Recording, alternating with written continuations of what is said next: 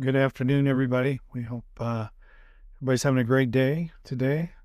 Um, just wanted to say I'm sorry that we couldn't do this webinar live, um, but we had some things change with our humanitarian trip to Africa, and we're leaving a day earlier. So, unfortunately, we're going to record this webinar and get it out to everybody so that you can still take it, get your CE credit, and hopefully learned something in the process today. But just wanted to, again, extend my apologies that we couldn't do this live, and appreciate everyone registering for the webinar. And hopefully, again, you'll be able to go through this. Good thing is when it's recorded, you can stop and pause and go along the way at your own pace, and hopefully get out of it as much as you can.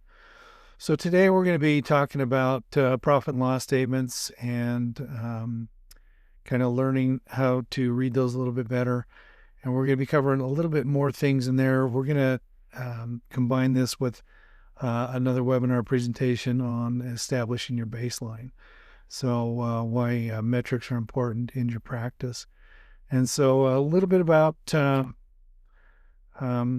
course today, again, as from our Outfitter Leadership Masterclass. So this is on establishing a baseline, and we'll kind of review where this comes from in a little bit. So without any further ado, we'll get into kind of the meat and potatoes of the presentation today. So a little bit about myself. Who am I? Why am I giving this talk? What's my background? So my name is Ryan Passey. I am one of the co-founders of Elevation Association and the Dental Legacy Foundation. My role with Elevation Association is I'm the managing partner there. Get to work with dental practices and help them establish some leadership principles within the practice. And at the Dental Legacy Foundation, along with being one of the co-founders, I am the executive director of the foundation. We're actually, like I said a little earlier, getting ready to fly out to Tanzania. We leave tomorrow afternoon, so we'll be on our way to Tanzania. This will be my sixth and seventh trip back to Tanzania. We're running two groups. The Dental Legacy Foundation is bringing a group out here in October, where we'll spend a week at the clinic doing some clinical work.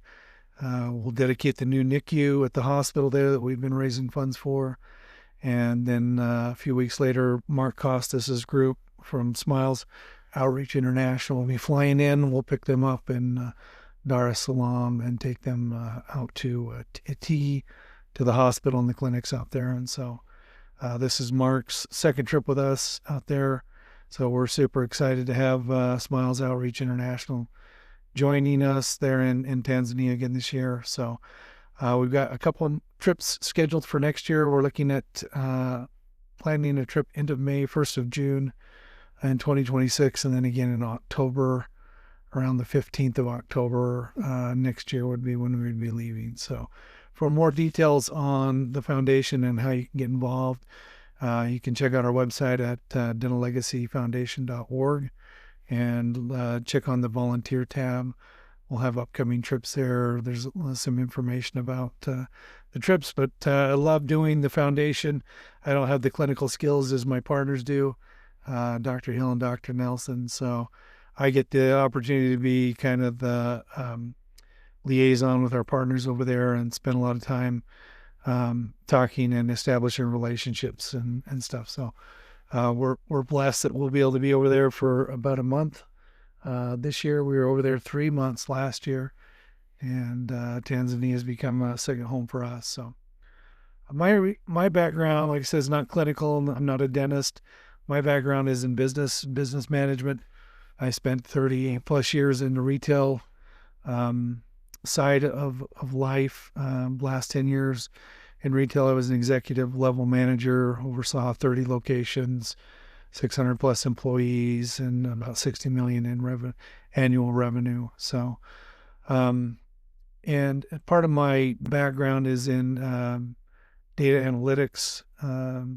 We would do meetings with each location, reviewing specific metrics within the retail um, background and covering sales. And in retail, we track everything from pricing to traffic within the store to which items sell better at what price. And so data analytics was a big important part of my retail background and being able to look at a business and a P&L and see where we can make improvements within the business side itself. And then on the profit side, where can we save money? Where can we maximize profit and minimize loss? So that's a little bit about my background. And I came on to dentistry about 5 years ago in December of 2019, came on board here with Dr. Hill and Dr. Nelson at Wood River Dental. And from there, we created Elevation Association and the Dental Legacy Foundation. So again, my role with EA is I get to work with the dental practices on a weekly basis, analyzing practice metrics and monthly reviews, looking at P&Ls, places again where we can maximize the practice and where we can minimize loss and provide kind of a corporate level overview of your practice without having you sell out to a DSO or a different type of corporate entity. So we're always saying join a community, not a corporation. Elevation Association's there to help provide dentists organizational opportunities and community to, again, compensate those areas where you might be a little weak in your practice. But again, do it at an opportunity where you don't have to sell out to a DSO to get some of the benefits that come from, the background that we provide and systems and tools and the organization that Elevation Association brings. So that's a little bit about me professionally. Personally, I'm a father of two beautiful girls, grandfather of one. I got promoted to grandpa about 5 years ago and love being grandpa. My wife, Analia, is from Argentina, and we love to spend time in the mountains. So any weekend in the summertime between June and October, we're usually camped at some alpine lake in the Sawtooth Mountains. We're fortunate enough to live here in the Sun Valley area and, again, have world-class backpacking right out our back door. So we try to get out and explore and spend time out in nature and hiking a mountain. You'll see a common theme in these pictures is that my wife is in all of them. It's not that I like taking pictures of my wife. She just happens to be at the lake when I get there. So she hikes a little bit faster than I do. So, but we love being out in the mountains and exploring. And it kind of goes along with our theme here at Elevation Association, right? You learn so much along the way. And I love this quote by Sir Edmund Hillary. It's not the mountain we conquer, but ourselves. So we've kind of adopted this theme of mountaineering here at Elevation Association. Again, it goes with the name. And there's so many things that relate back to climbing and getting better and improving yourself, right? And so at Elevation Association, we have 3 areas of focus, 3 peaks that we like to focus on. Our first peak is Mount Everest, which is life. So our work-life harmony, our work-life plan, life design, that's what we call our Mount Everest. Leadership, which is our Mount Fuji. So that's practice management, how to optimize the practice to make it work for your life. And then legacy is Mount Kilimanjaro. We, again, spend some time over in Africa every year. And so Kilimanjaro is kind of a symbol of that legacy peak for us. So we're constantly helping dentists to conquer these 3 peaks. Again, life, leadership, and legacy. So these are our areas of focus. We have a framework for each of these peaks that we work on. Life, this is our life design. So again, Milestone 1, starting where you're at. Milestone 2, building your tribe. Milestone 3, building your compass. Milestone 4, wayfinding. Milestone 5, your Odyssey journey. Milestone 6 is prototyping. 7 is designing your dream job. And milestone 8, choosing happiness. Our leadership framework, this is where we'll spend some time today, is our practice optimization framework. So milestone 1 here is discovering the dream. What's the vision? Milestone 2 is establishing a baseline, your starting point. That's where we'll be today. Milestone 3, setting your true north, your core values. Milestone 4 is targets and waypoints. Milestone 5, mapping out your marketing. 6 is roles and responsibilities, organizing your team. Milestone 7 is your keeping your team fired up. And then milestone 8 is support and collaboration.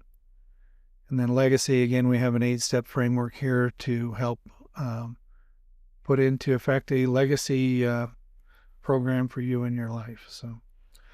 So again, today we'll be in the leadership Fuji portion. We're going to spend our time in milestone 2, establishing a baseline, and what that kind of looks like. We'll be taking a lot of this course from our, again, Outfitters Leadership Masterclass, where we kind of go through all 8 of these milestones with a dental practice. So I'd like to share a little story about the Mexican fisherman. I think this is a great story on how you should work to make sure the practice is a tool for your life and helps provide you with the life that you want, and not the other way around, that it takes all of your life and time to put into the practice. So I love this story about the Mexican fisherman. So we'll watch that.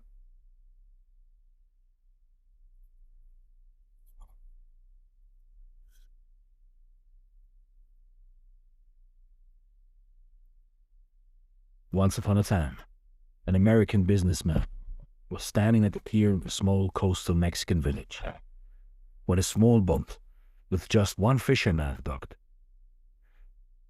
Inside the small boat were several large yellowfin tuna.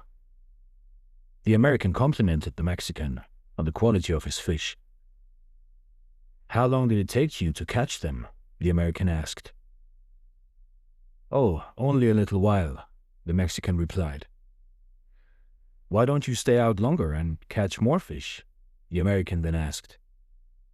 "I have enough to feed me and my family and provide a carefree life for us," the Mexican said.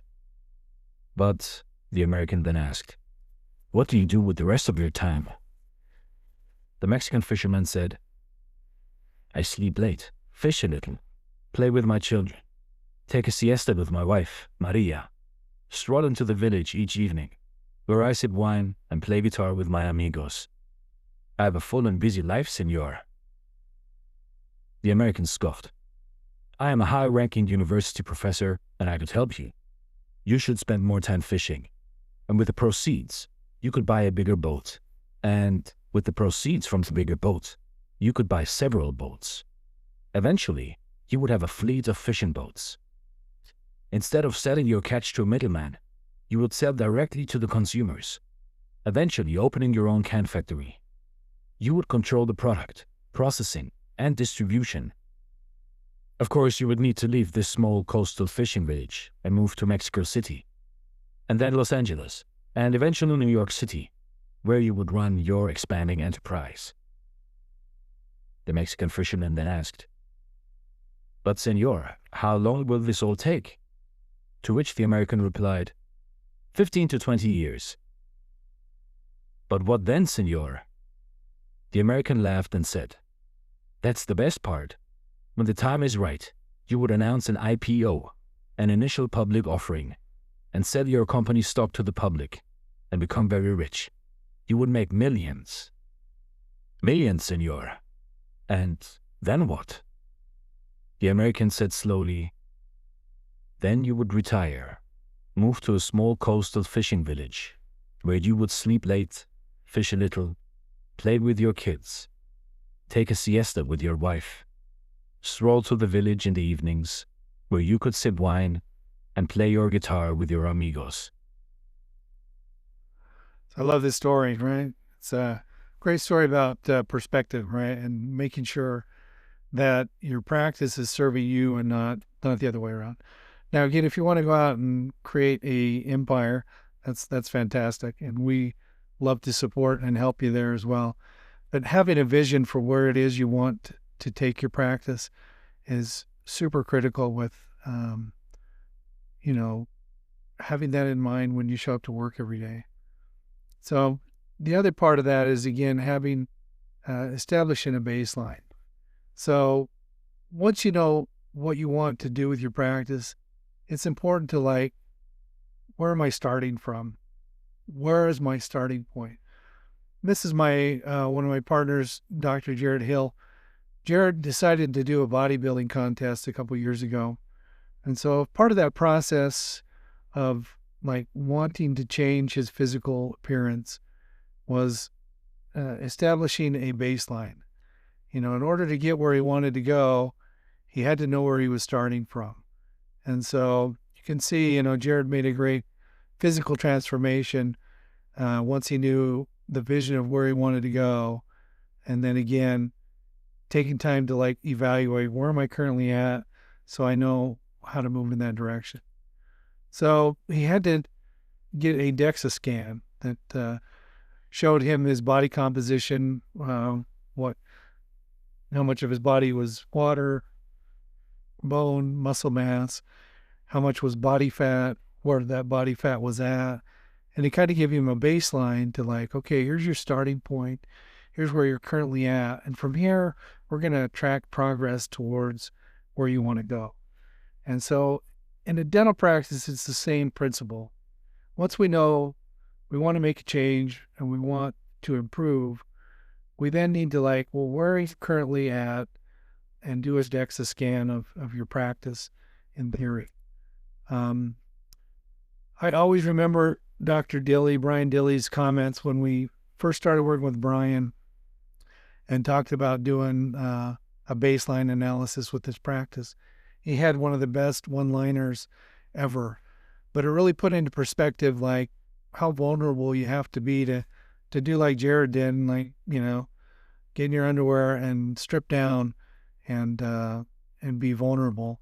Dr. Dilley said, well, let me drop my drawers and show you what I'm working with. Like it was very similar to like, having to be vulnerable and put yourself in a position to be, here's where I'm really sitting at. So, kudos to Brian for being vulnerable and being able to do that. But I love that perspective, and that's always something that's resonated with me when we start looking at a dental practice, is that the doc's being very vulnerable in this position and allowing us to, again, be honest and get a clear, baseline of where they're starting from. And so we don't take that for granted at Elevation Association. We really want to respect the doctors being vulnerable and being open to change and recognizing that they want to make a change in their life and doing that. So there's two things that we look at when we start to establish a baseline. One is we like to do a growth report. So we use Dental Intel here at Elevation Association. They're good partners of ours, and we like to run a growth report on the practice. It speaks with certain practice management software. If you got Dentrix, Open Dental, EagleSoft, some of these are bigger companies. Dental Intel communicates with very easily, and so we can download a free software download and pull the metrics back for your practice, and then look at some opportunities of where your practice is doing well and where you can potentially improve. So growth report is the first thing we pull, and the second thing is a P&L. So we want to look at where your practice is doing well, where there's opportunities to improve, and then again on the financial side, how we're spending the money once the money's made. Like, are we making good use of the funds? Are we, again, optimizing profitability along with the practice's potential. So this is something we also do with each practice as you come in for a outfitter master class. We try to get a growth report and a P&L prior to arrival so that we can sit down with you on your specific metrics and look at your individual practice and look at where you're doing well and where you need to make improvements. So growth reports are fantastic. They go through 5 different areas. We'll kind of go through those really quick. And then it gives you an overall, like, what is the potential growth of your practice? So this practice, the potential here is a potential $3 million a year that they're leaving on the table due to some of these different categories. So their current production is $3.3 million. With the additional $3 million, it'd be a $6.3 million practice, $3.4 million practice. So this gives us a good area of where we're doing well, and again, opportunities to get it. So the first thing it looks at is like, how are we doing in hygiene? How many of our active patients are being seen 2 times a year? Are we missing some potential hygiene care? So again, here it's showing 212,000, which means there's about 1,486 visits that we miss every year at an average of 143 equals 212. Again, pricing and that will vary. Major films, how many panos or FMX series x-rays are we missing in the past 5 years? So this is showing that, about 70% of the 2,500 active patients have received major x-rays over the past 5 years. But it also points out there's 40% that we're missing. So there's a great opportunity of some low-hanging fruit here to make sure we're not missing x-rays on those patients. Exams, how many exams are we missing every year? So again, how many of the people are not coming in twice a year?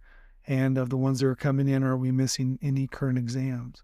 So in this particular practice, about 35% of the exams are not being done. So there's some opportunity there. And then we can, again, create an issue. And then how do we work on getting those opportunities taken care of? Periodontal care. So what percent of perio are you at your office currently? Again, this office is about 9% perio, and ideally would be about 30%. So there's about 1,363 perio visits that we're missing in a year at 206 equals $280,000 in potential growth within the perio department. So again, looking at how healthy your perio is. Unscheduled treatment. How much unscheduled treatment do you have that's not currently scheduled? And then is this good data? Is there multiple treatment plans that need to be cleaned up? Those kind of opportunities in there. But again, usually there's a ton of opportunity within the current patient base within your practice to get some things scheduled and brought in. Fee opportunities. This is one where we find a lot of dentists aren't making annual price adjustments in your practice. So it's important to, again, evaluate your pricing every year. How are you doing on your pricing? Are you properly priced for your zip code? So part of membership at Elevation Association is annual zip code pricing. So we do a zip code analysis for your fee schedule, like where you should be within your marketplace, and then, where's the potential. So again, this particular practice is priced extremely low. They're at about the 15th percentile, and you need to be about the 80th to be competitive in your marketplace. So there's a lot of potential growth just in fixing the pricing. And it's crazy how many practices are not actively managing their fee schedules. A lot of docs inherit practices from their dads and then don't make any kind of fee schedule update. A lot of docs do extremely well. And so, again, looking at fees and to be priced optimally in your zip code is important. Retail, we change prices daily. We would send down hundreds to thousands of price changes every day Um, One of the employees' jobs was to show up before the store opened every morning, print off the new labels for the counters, and to go out and relabel all of the new pricing before we open the doors in the morning. That was just a regular common theme. Like pricing's always changing. Supplies are going up, materials, cost of goods change almost daily within the dental market as well. Your costs are going up, supplies are going up, shipment takes longer, mailing, all of those things are built into your fee schedule. And so it's important that as a dentist, you're evaluating those fee schedules at least annually. And again, just trying to make sure you're priced right for your marketplace. The 80th percentile usually puts you at the sweet spot. You're priced competitively for your zip code, but you're not too aggressive or too overpriced. So again, evaluating these metrics every year is super important. Again, your fee schedule. We go through your top 25 codes on a growth report, how where you were priced at, what your average was for each procedure, where the 80th percentile would put you at, and then again, what's the growth opportunity based on those metrics. Zip code pricing, all of your codes. And then there's a benchmark report, which is all the tools within the growth report.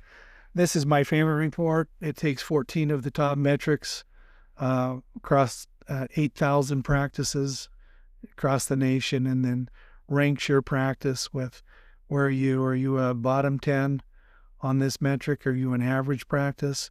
Or are you a top 10 practice in the nation? So, and these are metrics like pre-appointment, what's the percentage of your active patient base with a future appointment? New patient reappointment. New patient shows up at your office today. When they leave, do they leave with a hygiene appointment? Are we getting those new patients converted into recare patients? Your practice growth rate, where are you sitting there? Annual patient value, what's an active patient worth to your practice in a year? What's your collection percentage of net? Hygiene pre-appointment, the percentage of active hygiene patients who have a future appointment. Hygiene reappointment, hygiene patient shows up to your office today. When they leave, what percentage are getting reappointed back into your practice? What percentage of your patient base is perio? Again, what percentage of your visits are perio every week?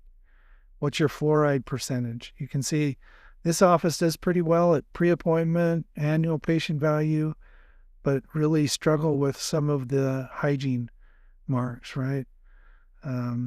Pre-appointment, reappointment, perio, very low, fluoride, very low. Average production per visit, $111, very low. It's hard to stay profitable paying your hygienist $50 an hour, paying your supplies, lights, equipment, and only averaging $111 per hygiene visit. So some of these are really critical to look at and be like, wow, how do we move towards the top 10% of things? And then again, treatment presented, what's the doctor production per visit? And then how much are you presenting? And of that amount presented, how much are you getting scheduled? So these are super important benchmarks, and again, gives you a pretty good viewpoint of where you compare to other offices nationwide. So growth reports, again, this is something we can put together for any practice as long as the software is compatible, and we can pull this for your practice free and go over it with you and look for opportunities to see if where the opportunities lie within your practice and if you're a good fit to work with us at Elevation Association. And a growth report's fantastic. Growth report is very much like a map, shows you kind of where am I at on my journey. And then dental intel is kind of like a GPS. Like once you know where you're at on the map, you still need something to know if you're making progress moving forward. And so reviewing your metrics on a weekly or a monthly basis is super critical to measure progress. Um, Once you establish a baseline and you know the peak, you need some tools to help you guide your way from the base to the peak. And using data and metrics like dental intel is super important to be able to map out your progress and make course corrections along the way.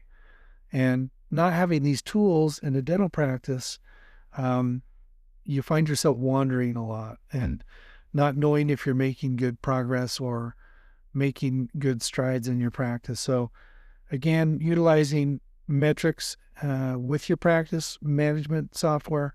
How am I doing on these, important KPIs every week, monthly? Am I on track for my yearly goals? Is super critical. So again, managing the dental practice and optimizing those metrics within your practice is super critical to again, having the practice provide the life and lifestyle that you want to have. The second part of this is your P&L, right? So we're going to spend quite a bit of time on P&Ls. So the first thing you want to focus on is maximizing the production in the practice. How do I get the most out of my practice? And then how do I make good decisions managing the cash flow, the money that's coming in, money that's going out? What are my benchmarks on expenditures? Now that I know my benchmarks on production and collections and production per hour and all of these important metrics, what are my benchmarks for expenditures? How much should I be spending on supplies? How much should I be spending on staff? How much should I put into my marketing budget? And where am I doing well and where am I overspending? Where am I not spending enough money? So this is the other component of establishing the baseline. Once we know where the practice is doing, now we need to look at the financials and be able to go into here and evaluate them. So we use a profit and loss calculator with every practice that we work with.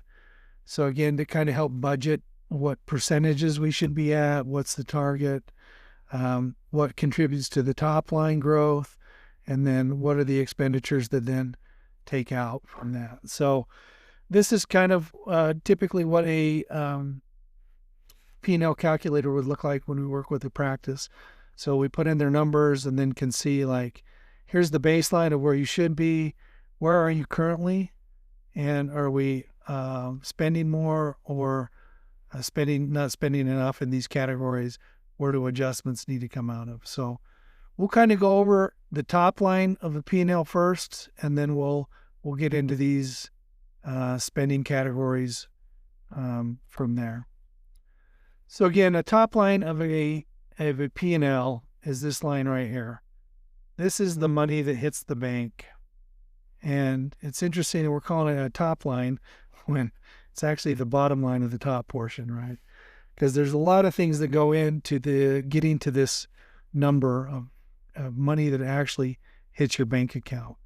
And so we'll kind of go through each one of these pretty quickly. But again, they're super important in establishing and trying to get as much money in the bank as possible. So how do we optimize production within a dental practice?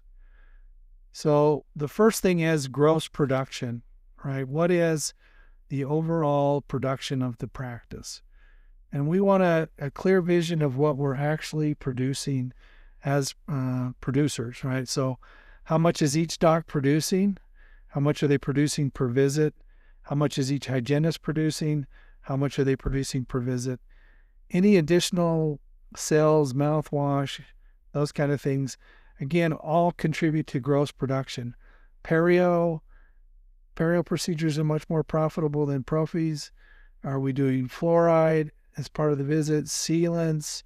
Are we maximizing, again, gross production? Because everything starts and begins with the overall production of the office. And I know a lot of offices don't track gross, they just track net. And for simplicity of managing funds and things like that, But one thing we try to encourage offices to do is really take a look at what is my gross production? And then what from there are we adjusting? So adjustments come in a lot of different ways. Typically, they come from the insurance companies that you have agreements with, is the majority of where adjustments come from. There's also things like redos or family and employee discounts that are also adjustments. And so it's important to track where the adjustments are coming from within the practice. So we have our gross production, and then from there we start to whittle away in these categories. So, and some of these can be anywhere from 30 to 50% of the gross production. So it's super important to recognize which partners are friends and which ones are foes. And so if you're not currently tracking adjustments by category, I would encourage you to do so. And again, even if you're not looking at it on a regular basis, to take some time, like once a month, and track those adjustments so that you know which insurance companies are you're writing off large percentages of. So it's important to evaluate your partners and make sure that they are good partners. You know, some practices and some insurance companies in certain situations are great partners and can bring the practice a lot of business. And in other cases, they are not providing you a lot of new clients, but they're costing you a lot in contract adjustments. And so it's just important to get a clear vision on what are my adjustments every month within my practice, where are these write-offs going, and are there issues within that I need to address and fix. So again, I would just encourage you, what is your gross production, and then what are your adjustments? And this equals your net production, or adjustments after, or production after adjustments. So a lot of, associates are paid on adjusted production. And so it's just important to, again, know those numbers. And now that you have a net production amount, right?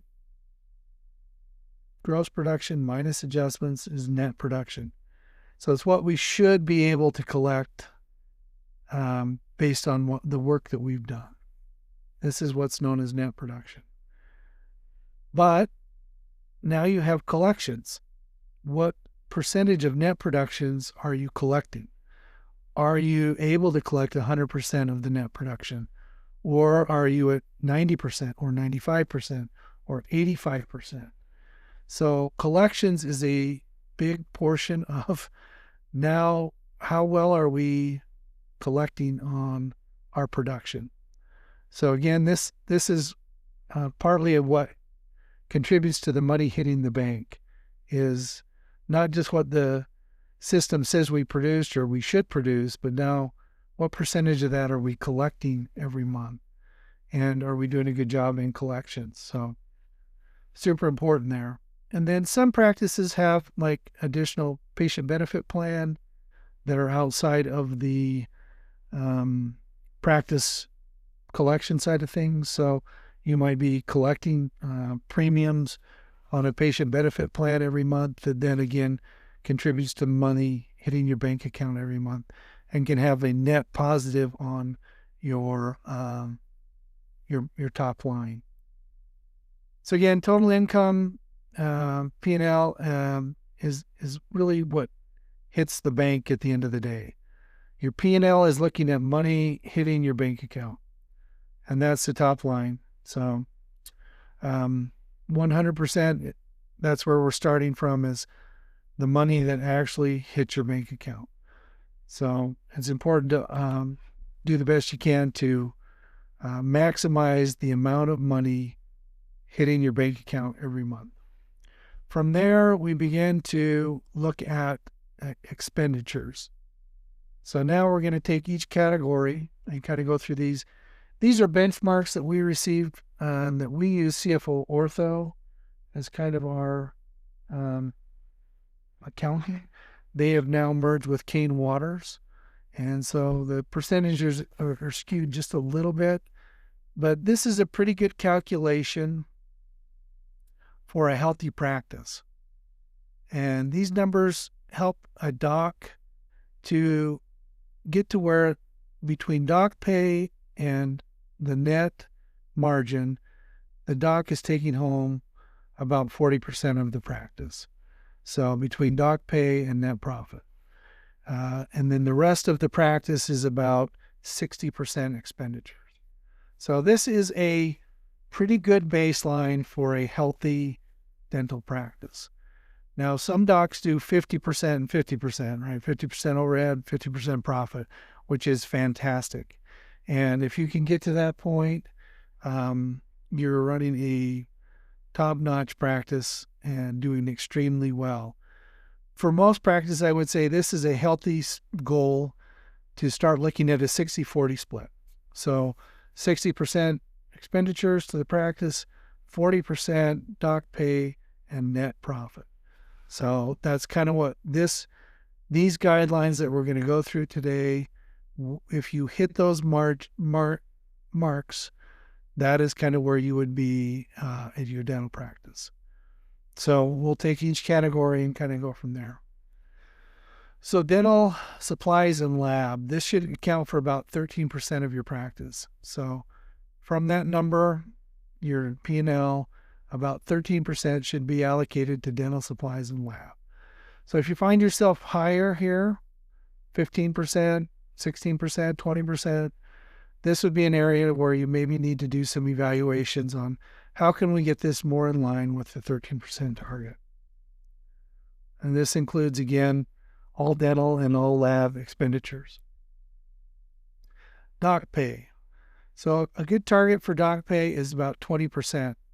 So 20% should be going to the owner doc or owner doc and associate. So this should be W-2 pay coming to a doc, either the owner or the doc and the associate. So the percentage going towards doctor's salary, 20%. This plus the net profit at the end will be your targeted 40%, right? Payroll. So total payroll should be about 24%. This includes assistant payroll, front office, hygiene, payroll taxes, benefits, retirement plan, any contract labor. This should be around 24% of your overall expenditures. Advertising promotional, good target here is about 3%. Some markets are going to be a little higher just due to the competitive nature. Some are going to be a little lower. We live in a pretty isolated valley, so we typically hit about 1%. Although we are transitioning out of our last insurance company, so we have decided to increase our marketing budget quite a bit in order to make sure we're attracting the right type of patient. So again, this goes to marketing, websites, advertisements, software. So about 3% of your practice. Rent and facilities. So in some cases, you're not just the doc, you're also the landlord. So a good percentage of this is coming back to you. But a good target for your facilities is about 7%. And this would include rent, repairs, maintenance, utilities, and janitorial payroll. So going towards the practice itself. Overhead costs. This is kind of the junk drawer of dental practices. So this is, staff training, meals, office expense, automobile, insurance, NSF, continuing education, travel, subscriptions, accounting fees, taxes, bank charges, merchant fees, licensing fees, consulting fees, uniforms. Those type of expenditures come out of overhead. So about 13% is a good target for this. Total expenses should be about 80%. So and that's including the dog pay, salary, and then that leaves, after other income, net profit of 20%. So that's a good, healthy target. So 20% of everything I put in the bank should be profit for my business. So again, dog margin plus profit, 40%.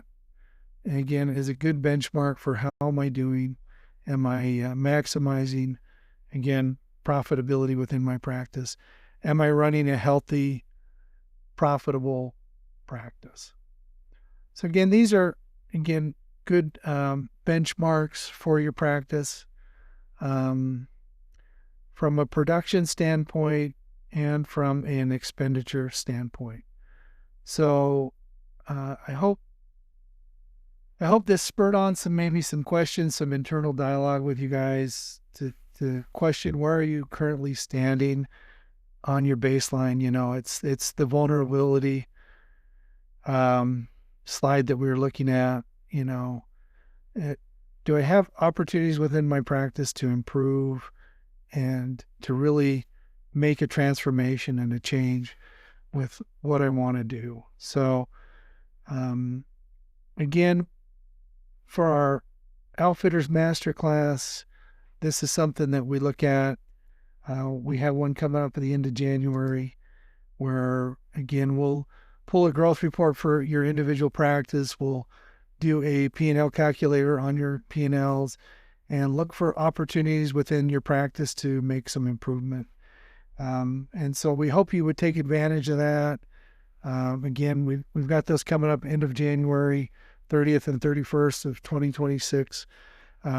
We'll help you not just get a good baseline, we'll help you create a vision, we'll help you create an organizational chart, an accountability chart for your practice, a marketing strategy, core values, core focus for your practice. We'll help you establish your big 10-year vision and really put into place a lot of the components to get your business organized, your practice serving your needs.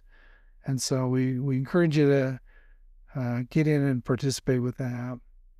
The other thing I wanted to share just before we leave is, again, our school community at Elevation Association. We've got a great school community. This is where our members meet. We've got a great forum. There is a classroom here full of 30 plus hours of CE that you can take on demand. We've partnered with Elite Wellness Group. They provide health and nutrition optimization for our members. We've got all our podcasts, systems, and tools on here. There's some advanced courses that you can take. And then we have some great collaborators with Best for Dentistry, Dentist Advisors, our partners. Calendar of events. There's a great, again, members where you can get in and chat with members, see where they're about. But again, would encourage you to check out school.com/elevation-association to find out more about Elevation Association and becoming a part of a supportive dental community. Don't join a corporation, join a community, and come find out what Elevation Association is all about. So I appreciate everybody's time today. I appreciate you guys getting on and learning more about Elevation Association. Hopefully we provided you with some value here looking at these benchmarks. If you have any questions or would like to learn more, please reach out. You can reach us at our website, elevationassociation.com. We've got some cool CE events coming up. We're going to be going to Dominica on our couples retreat in February. And then we've got a cool trip coming up in Alaska in July of 2026. Remote fishing village lodge up in Alaska. We're going to be doing some fantastic CE from up there and having a great trip. So again, don't forget to fill out your evaluation for your CE credits, and then we'll get those out to you as soon as possible. Appreciate everyone's time. Appreciate everyone getting on and learning a little bit more about us. So we'll talk to everybody later. Thanks. Bye.